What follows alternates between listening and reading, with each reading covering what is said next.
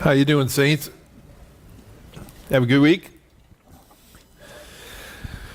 We've been talking about the series #struggles, and we're talking about how media has affected our society, in some ways positive, in some ways negative. First of all, if you want to catch up with old friends, it's great social media and all those kind of things. You can connect with friends from your high school or your past days. Reunions are up. There's all those kind of things.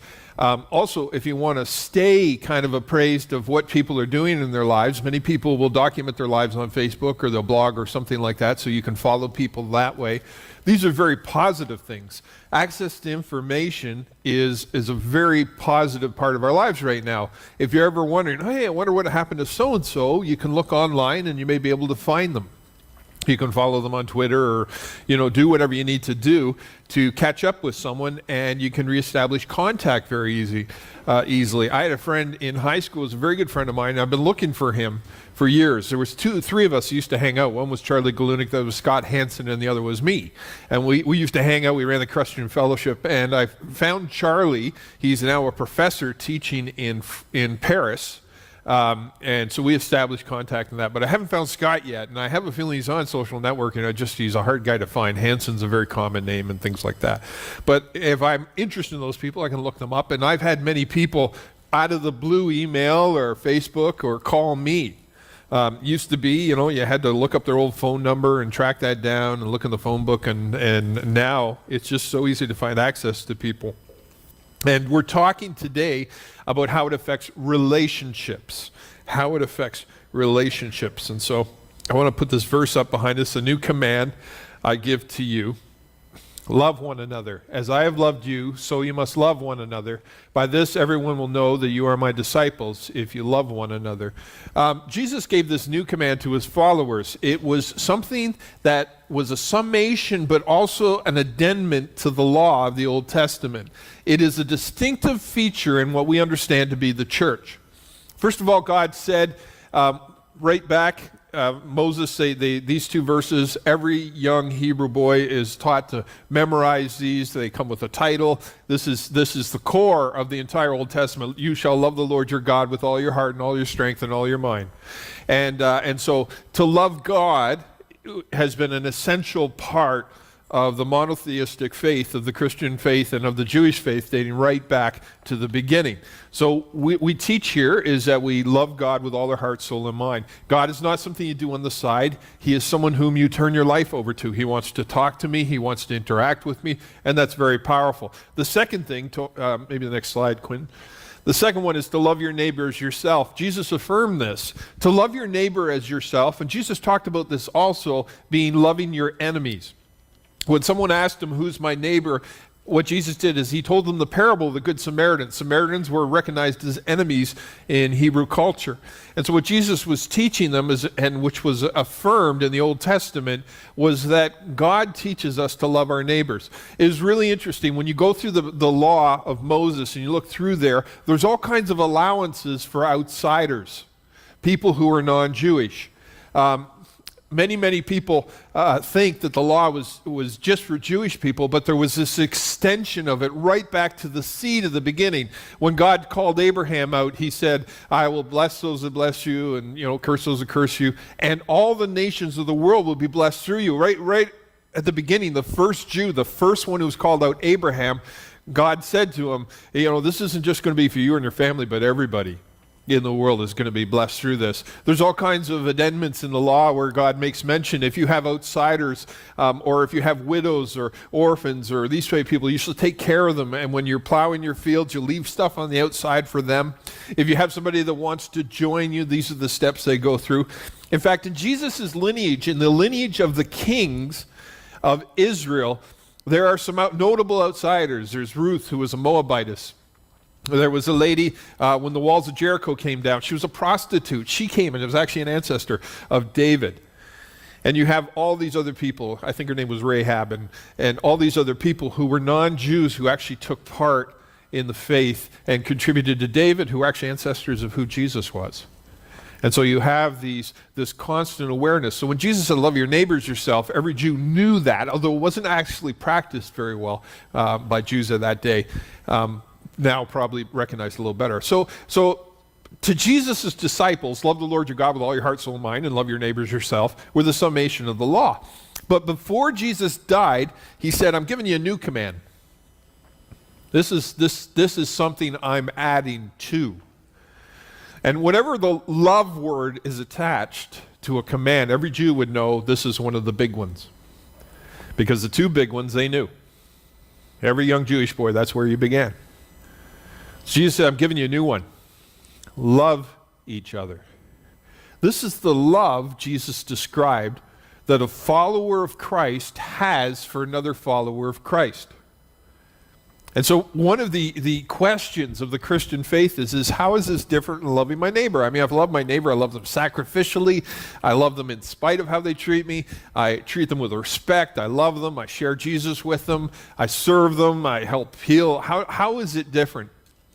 It is different in this. There's a couple of things. One, as a follower of Jesus Christ, when someone else becomes a follower of Jesus Christ and you interact with them, they quite literally are family. Quite literally are family. So if I love Jesus and you love Jesus, there's this instant connection. And I've been in places all over the world where I've met other followers of Jesus Christ who have not even spoken the same language as I have. And we just immediately have that rapport. We just click because we both love Jesus. And we'll figure out the words and, all those kind of things, and we'll share them and connect in that because we're part of a family. But the second thing, and this is an interesting thing, love one another is an impossible command to obey by yourself. You can't. You can love the Lord your God all your heart, soul, and mind by yourself. You can love your neighbors yourself by yourself. But you can't love one another. It's a plural command. So in order to make this plan activated, I need to do that with someone else. And so Jesus was looking at his disciples who at times didn't get along very well, who at times blew it, at times their lack of understanding or their immaturity and all these kind of things. And his disciples at this point are probably older teenagers or young adults. They're probably just getting established in life. And at times they fought among each other and they disappointed Jesus and they let him down and all those kind of things. But he said, I'm giving you a new command. You know the way I've loved you? I want you to love each other. He goes on to say, this is how people will know you're mine, you're my disciples, the way you love each other. The way we treat each other, the relationships we have, should be an example to the world of those guys take care of each other. Those guys look out for each other. There's something attractive about the community. And when I was watching you all interacting and stuffing your faces full of cereal this morning, there's a real buzz, right? A real buzz. Everybody's having sugared cereal. There's an ulterior motive. If I give you sugared cereal and coffee, you're going to stay awake through my whole sermon. That's a pretty good deal, right? But there's this connection. There's a man named Craig Rochelle, and he writes about the dynamics of church life, and he said some churches have it, and some churches don't have it. And there's no formula to getting it. There just seems to be people that connect. Well, I truly believe that when people love each other the way Jesus commanded for us to do, a church will have it. You just walk in and there's an expectation, there's an excitement. There's this, I can't wait to come back. We've had parents tell us, teenagers, their parents have said, we're going away this. What? We're going to miss church? Because it's that important to them. We've had other people say, I'm away this week. They'll email me and say, I got to come back. I'm sorry, I was away, or all those kind of things. Because they miss this. It's not that they miss necessarily the preaching or music or anything. It's all wonderful, I'm sure. But they miss you. And there's something about walking in here and recognizing that camaraderie, that love one another dynamic, that is absolutely amazing. But we can all learn more, right?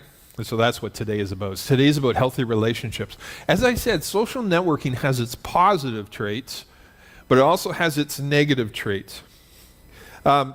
Observations. First of all, that technology has changed our relationship. The first thing is that the term friend is evolving. The term friend is evolving. Friend used to traditionally be a noun. It was always a noun. I have a friend. I'm getting together with my friend. My friend and I are getting along well.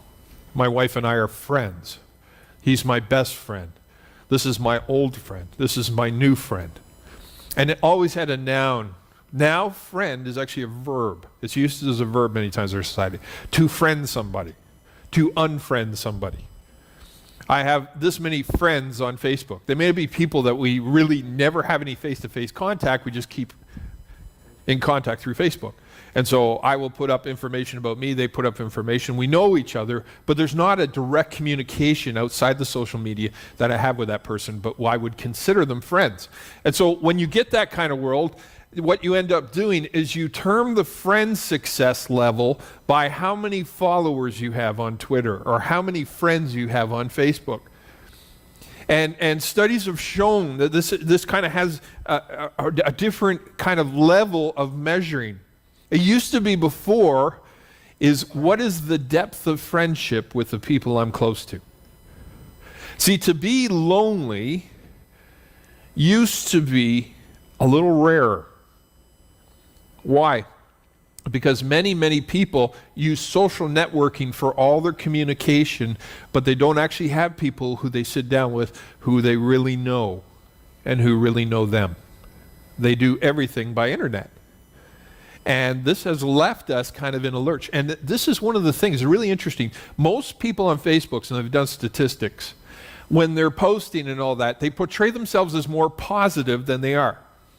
This is a couple of double whammy. First of all, you know, you can post some negative things, and some people do and stuff, and you get some feedback or encouragement of that. But most of the times, what we portray out there is just what we want our image to be. So if I'm negative about something, I'm not going to be really vulnerable or necessarily open to change. What I'm going to do is just post I'm angry about something or I've got a beef about something. Second thing is we tend to look at everybody else on our friend list and think they're happier than I am. Why? Because we see their posts and we think, oh, their lives are great. But we know deep down that we're lonely. And we don't have an outlet for that. There's something lacking in that realm of relationships that we need. The love one another thing isn't happening. The second thing is we get addicted to immediate affirmation. And so what we look for people is approval rather than connection. Okay? Now here's the thing, approval's not a bad thing. We all yearn for approval. I'm convinced that the most beautiful part of love as God sees it is to have a God who sees me with all my bumps and bruises and all my shortcomings and says, I still choose you. To have a person in my life who sees all your bumps and bruises and says, I still choose you. And to have somebody that is our neighbor, someone reflect to us, and they see our bumps and bruises, they see us when we're down and out, and they say, I still choose you. As I've told you many times before, you find out who your friends are when you're really down and out. And many people go through hard times and lose all their friendships because they weren't real deep connections they had in the first place, or they haven't built healthy relationships with others where they can interact. And this has caused a problem. And then the third thing, we have the power to do friendships on our own terms. All of a sudden, and this is a horrific problem, people are communicating things online to each other that they would never say to your face, or they are disconnecting with people online in these harsh, abrupt things. There's a saying, psychologists talk about it, they're just quoting from the old Alien movie, but it says, in cyberspace, no one can hear you scream.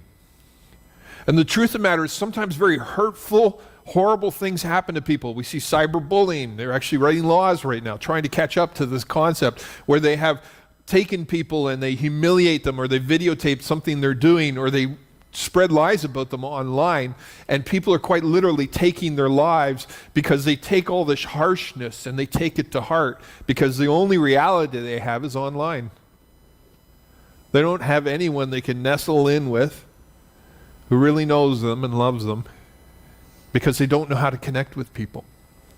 And so when their world online goes south, they have nothing.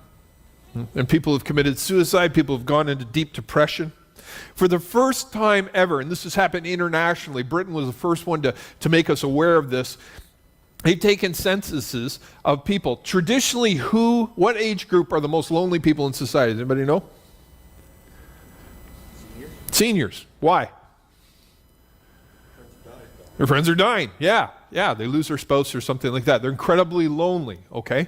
But for the first time ever, the statistics show that young adults are now our loneliest generation.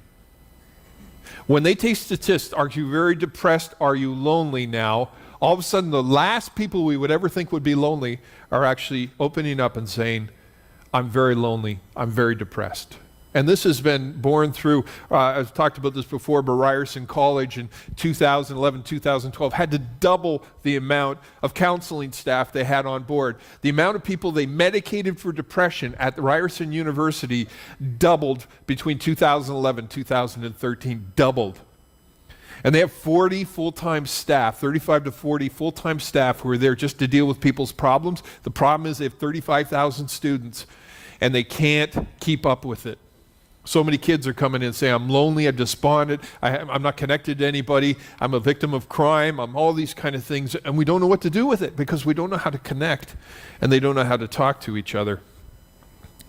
One psychologist wrote this. His name was, her name was Sherry Turkle. She's got a PhD from Massachusetts Institution of Technology and Social Psychology.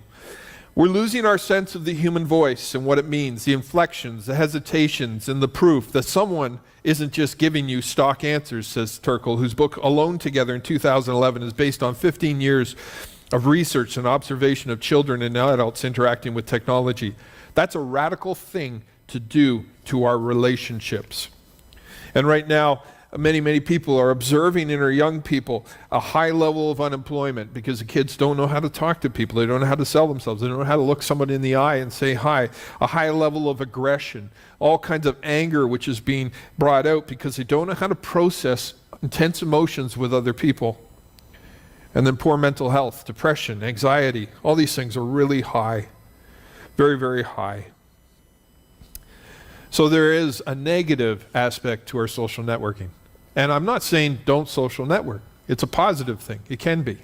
But here's the thing. Each and every one of us needs to have people in our lives that know you, that you can be with, that recognize who you are. And what our world and the fast pace and the terminology change and all that has made it very easy for us to get in and out of friendships. Whereas a friendship is actually a long-term process. So I want to talk to you today just briefly about the power of presence. How does it work? How do I connect with people on a deeper level? I'm going to give you some how-to. This is just bread and butter stuff, but I hope it helps. And maybe this is just a reminder for you. Maybe you're somebody that's in your life right now and say, you know what, I got a lot of social networking, but I don't really have friends that I can really open up to, or friends I can really connect with. This verse says, in Hebrews, let us think of ways to motivate one another and acts of love and good works. Let us not neglect our meeting together, as some people do, but encourage one another. Something that really concerns me, I don't know if you ever heard this, but someone says, I don't need to go to church to be a Christian. You ever heard that? I can just be spiritual on my own. I can love God and all that. I don't know what you're talking about, but that's not Christianity. When the actual founder of Christianity, the first or last command he gives to his disciples is love one another, suffer together, hang together, eat together, hang out together, stick with each other, love each other. What kind of moronic idea is it to say, I don't need that, and I can love Jesus just the way I am? Well, whatever you're practicing, it may be kind of new agey kind of help me Obi-Wan Kenobi with fire and science following, but it is not Christianity, okay? What you're practicing, it really had nothing to do with Jesus. Because here's the thing, I can have an intensely deep connection with Jesus. I can. But as I connect more with Jesus, that makes it possible for me to connect more with you. And as I connect more with you, I can connect with my neighbor more. It's just a healthy example of Christian faith. You want to see a healthy church? A healthy church practices all three. You look for them. You see, wow, these people have it out where they really love their neighbors. Really love their neighbors. It's the kind of people look out for their neighborhood. They're aware of their community. They love their community. Like, for instance, our public skate. This is us saying to the city, we love you. We're offering a free skate. We just want you to know we're here and we care. And we know your kids are climbing the walls and driving you crazy, so here's a skate. Bring your kids up, right? And to do things like that is just a way we can say to our city, we love you. And then people say, well, that's not very spiritual. It's very spiritual. Let's love your neighbor. Incredibly spiritual. Love one another. I'm convinced of this, and I'll talk about it again. Half of life is showing up. Some people say, oh, I'm not getting much out of my small group right now, or I'm not getting much at church, or, all those kind of things. I would just tell you, show up week after week, because I can guarantee you in a while you'll start to get something, because half of life is showing up. Many of us learn, and he says, now let's not neglect meeting together. Some people do, but encourage one another. When we come together, we have a responsibility to lift each other. So how do I do that? First, be present. Half of life is showing up. Be present.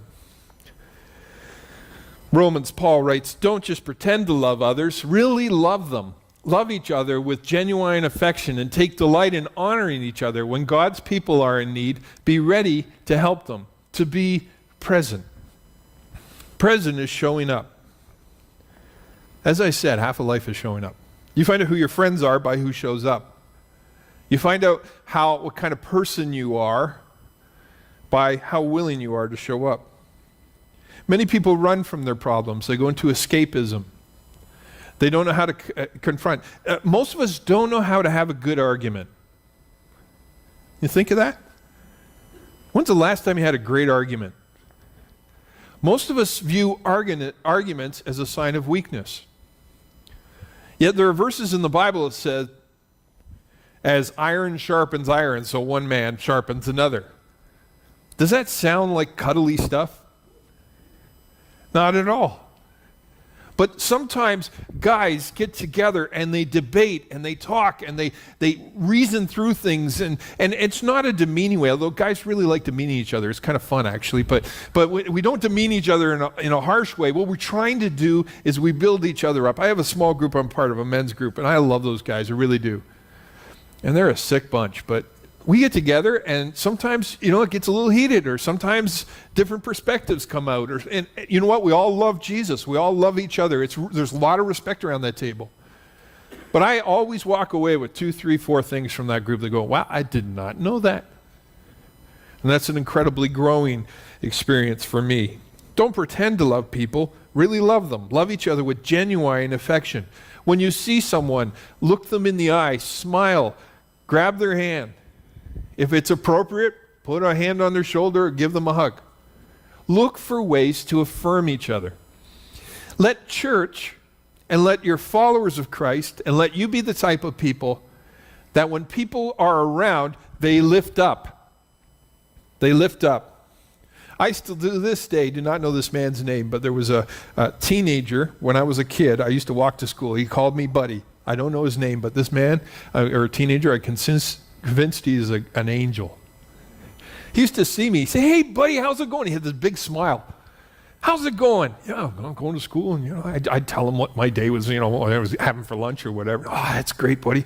Really great. Well, you have a good day. And he'd walk on, I'd walk on. He just always took a couple of minutes, and he focused on me. And you know what? To a kid from a single-parent house with tons of siblings, someone that took time and looked at me was incredibly important in my life. He lifted me up. I always felt better when I was around him. Scott Hansen, Charlie Gluck, my 2 friends in high school, they were the kind of guys that lifted you up. You got around them and you would talk about faith, and we would pray for each other, and we'd talk about God. To have that ability to go around with people. Potter, you're one of those guys. I don't know why I'm pointing you out, but you are. You're just one of those sick guys. Every time I get around Potter, I get excited about something. It may not be healthy, but I do get excited. He's got that kind of demeanor. There's so many of you that are like that. And that is a gift. It is a gift God gives us to give other people, to encourage them. It should be the one place where people come into the room, and they know that there's going to be somebody there that's going to lift them. And they're going to come into the room and go, who can I lift today? Whose chin is down? Who looks lonely? Who's sitting alone? Who looks new? Who's maybe not been here for a while and they're back? Quentin? I was giving him a hard time today. He's actually been busy, but it's all good.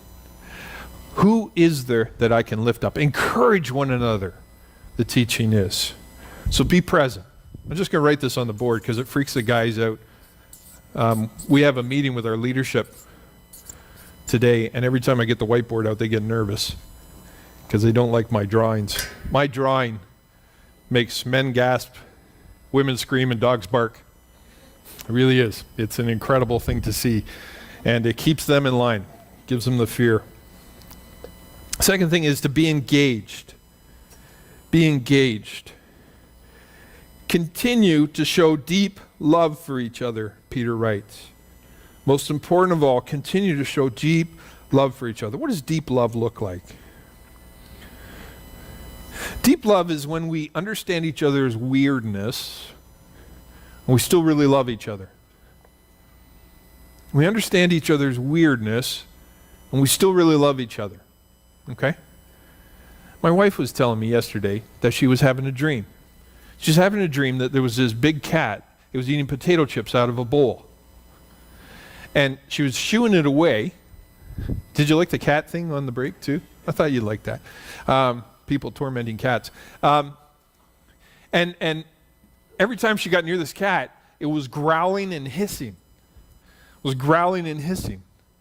So anyway, she shooed it away, yet the growling and hissing still was going on. She woke up and I was snoring in her face, growling and hissing. You know, an amazing thing, she still loves me. Even though I growl and hiss in my sleep. I remember when I first came to work here at the college, and this is another example. When I first came to work here, I worked in the accounting office here at the college and had a blast. Really loved it. Before I had begun there was kind of a reputation that the accounting department wasn't always the best, most fun place to work. It just had kind of a bad reputation because there was a lot of conflict between the accounting department and the rest of the college because the accounting people, which they should do, were kind of the ones keeping the eye on things, you know, making sure that things were done properly and processes and, you know, and T's were dotted and, you know, and that, you know, signatures were obtained and all that. So there was kind of this little bit of animosity. So I came to work in there and I was, you know, learning about accounting while I was doing it. I remember I was brand new there. I think it was like 21 or 22 and just started at that office. And there was one of the division heads. I didn't realize she was way up in the college, but she was the kind of person not used to being questioned. She sent something in without a signature. She put her own signature on her own expense statement, which she can't do.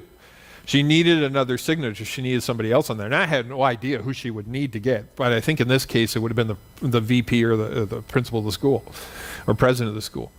So anyways, I sent this back to her and said, Sandy, can you please get this signed? And signed Scott.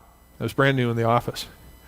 Well, she sent back this note with the signature, you know, that was, this is just, you know, I can't believe this. And put in parentheses in the bottom, and who is Scott? Like, who do you think you are?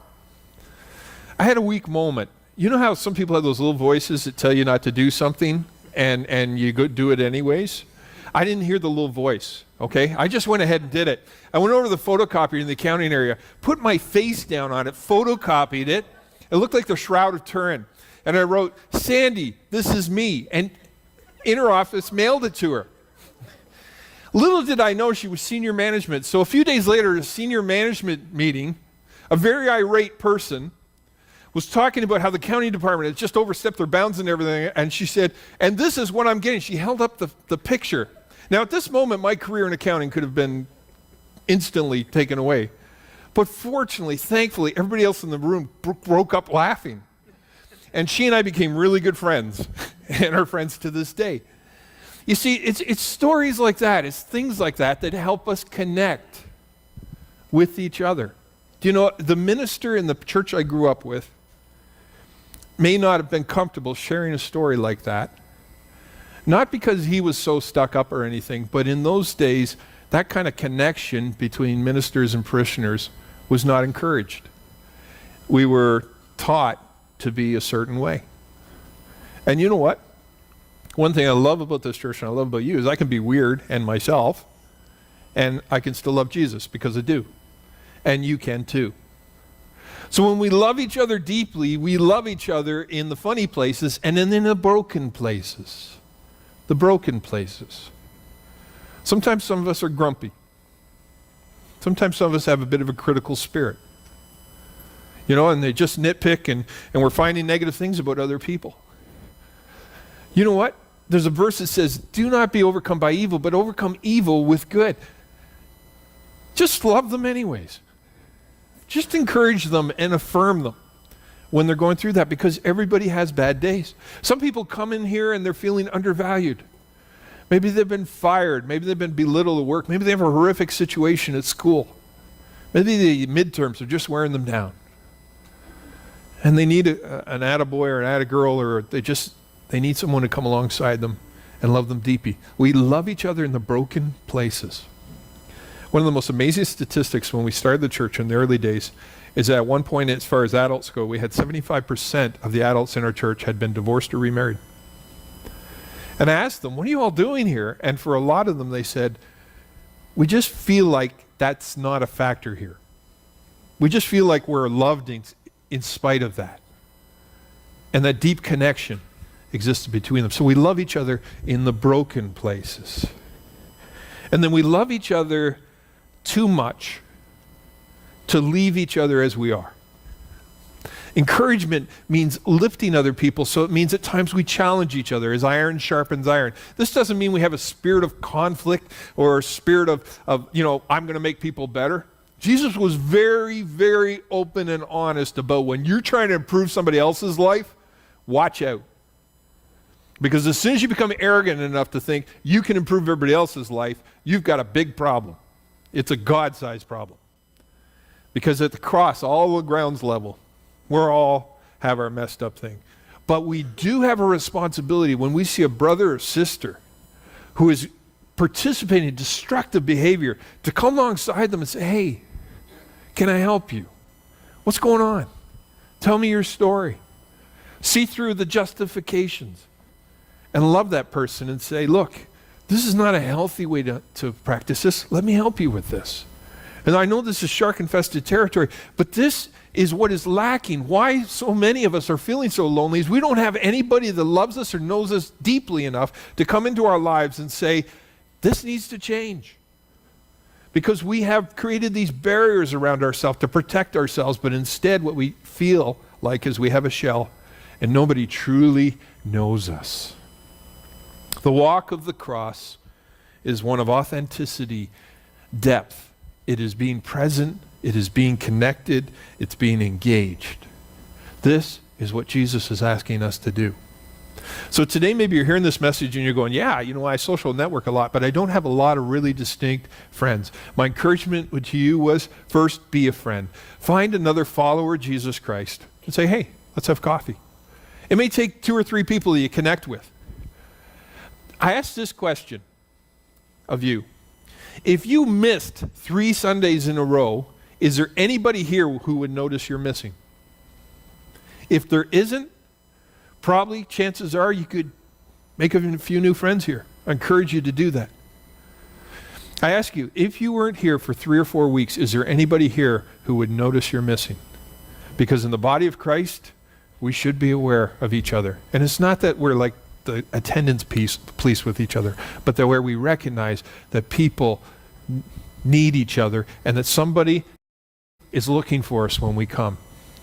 Sometimes, someone will leave a church and someone will call me up and say, do you have their number? I want to call them and ask them back.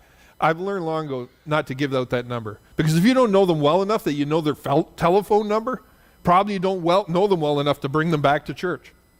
It's just truth. That's just honesty. What you need are people, if you aren't here, who would know you're missing. And then when they see you come back, they go, hey, there you are. Sorry, I singled you out, Quinn. That was just, we're buds though, right? Yeah, we can give each other a hard time. I figure if he puts up with the dogs and cats he has to live with, he can put up with me. Questions, comments, just ask the worship team to come up. That's all I got to say about that. If you have a question, you can text it in. Maybe I didn't do this big enough, but 768-2214. I'm going to turn my volume up. It's funny, sometimes I'm finding these questions after church, but if you have a question or comment, just put it through to me. Someone? Questions? Yes. often had the case of being in places and churches where you try to hang out with people. Yeah. And is there ever a time you might do a series on rejection? Like how people feel that they've been left out from wanting to do something more with other people? Yeah. I think this series, Jeremy, in some ways addresses this. I wouldn't do a series on rejection as much as I do a series on how to connect. You know what I mean?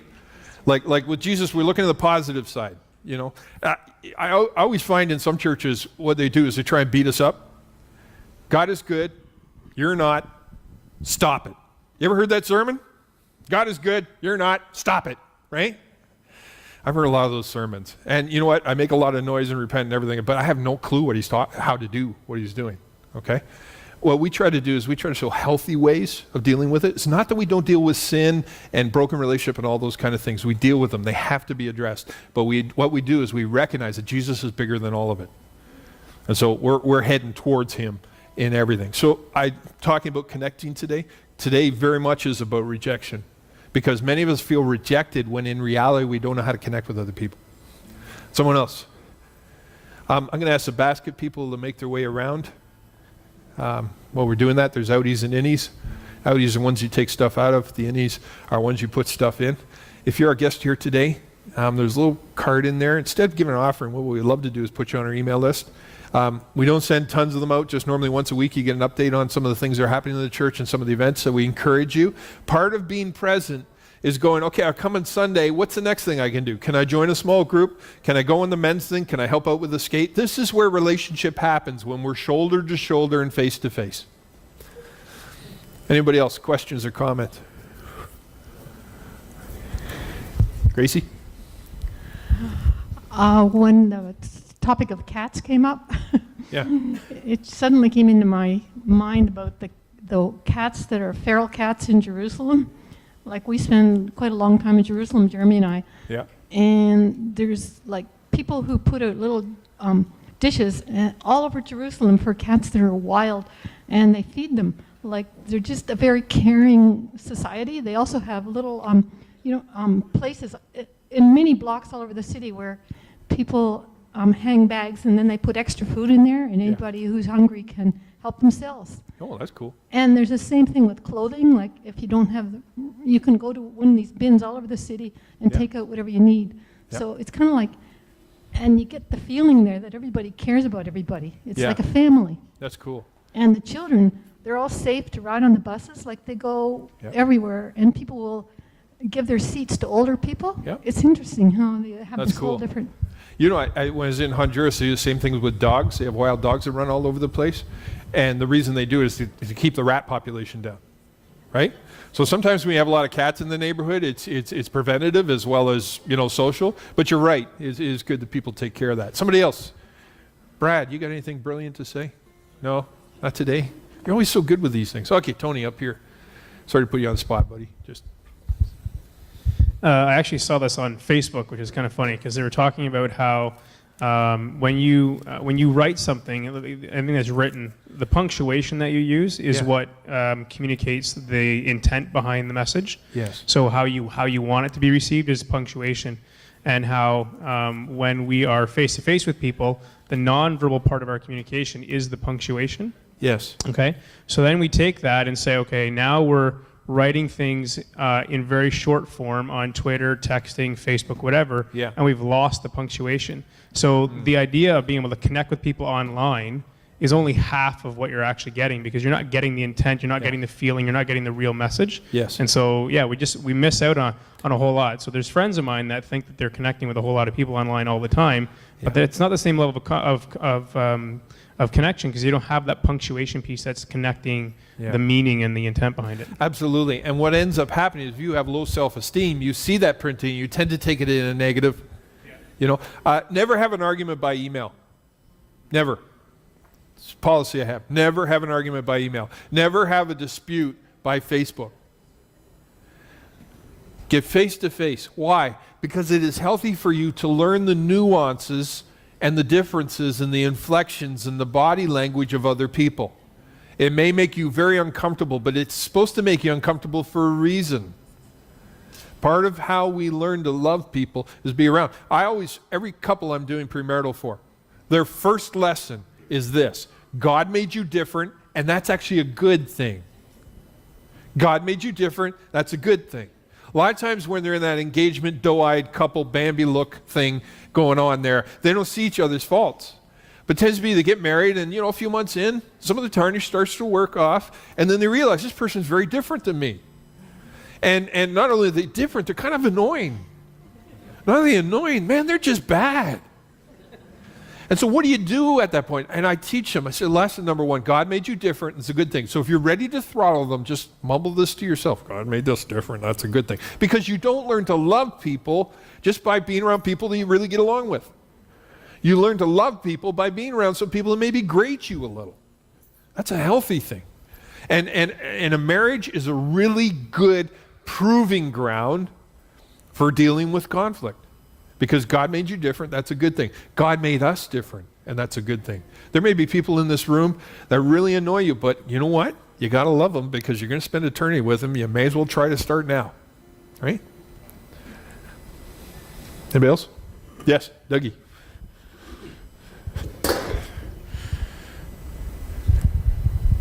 Scott, just kind of picking up on what you just said there. I'm reading this book right now about just technology and how algorithms are being used in various different parts of society and so on.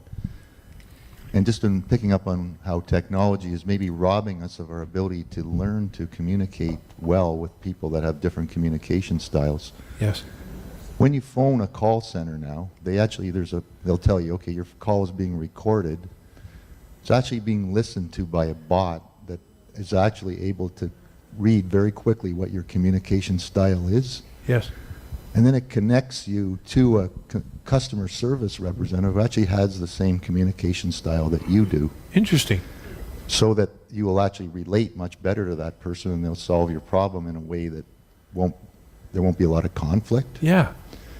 Saves the company money because they resolve things quicker, and it also gives them a higher level of consumer satisfaction. But at the same time, for us at the other end of it, who are dealing with these customer service people, pre-programmed. we're not learning how to communicate and how to solve problems with people who it's difficult for us to solve problems with. Yeah.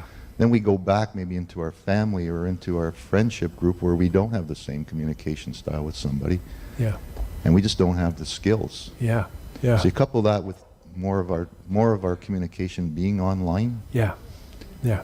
It is getting harder for people to learn to just get along. Just to get along. You're absolutely right. And it's affecting society, it really is. We're seeing that loneliness and stuff. I was wondering why whenever I call a call center now, or I'm calling, anybody, I get these really nice, good-looking people on the line. That must be they recognize something.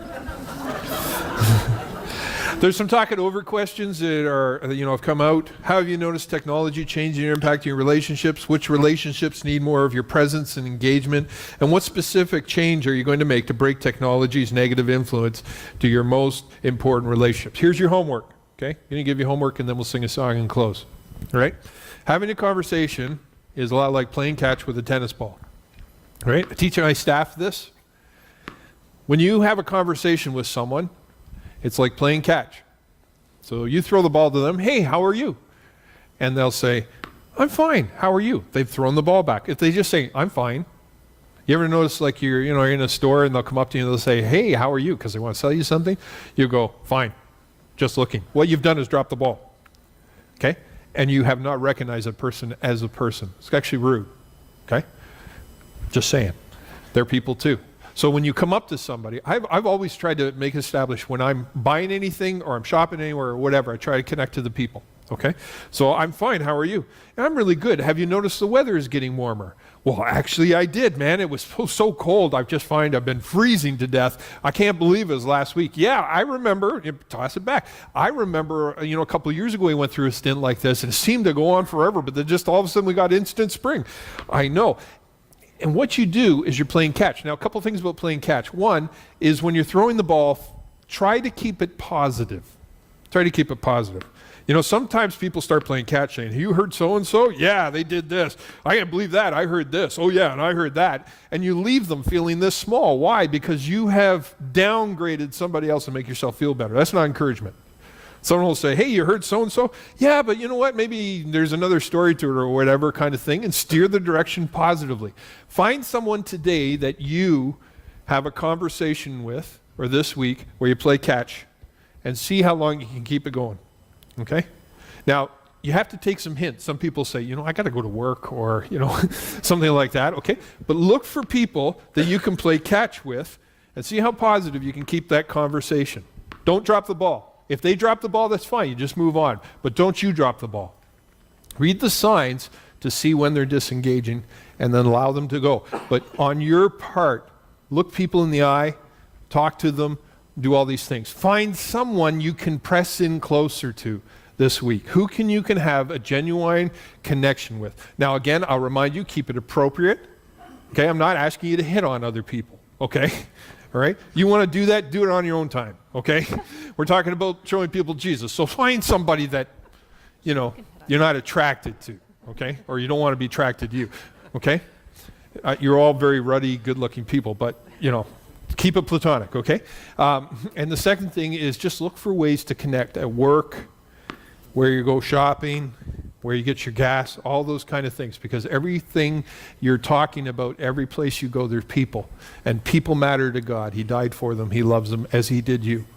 So look for a way to press into people this week, and we'll give you more homework next week. Why don't you stand? We're going to close in a song. And then I invite you to go have some more cereal.